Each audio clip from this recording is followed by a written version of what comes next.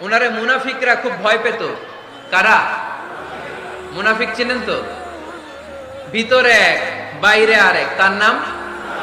সবাই বলেন, ভিতরে এক বাইরে আরেক, তার নাম মুনাফিক। ইউযহিরু খিলাফা মা ইউবতিন, আরবিতে কি বলে?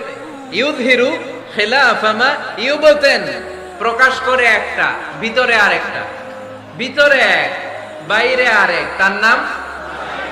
সবাই বলেন, ভিতরে এক বাইরে আরেক, তার নাম? আমরা কি মুনাফিক হতে চাই?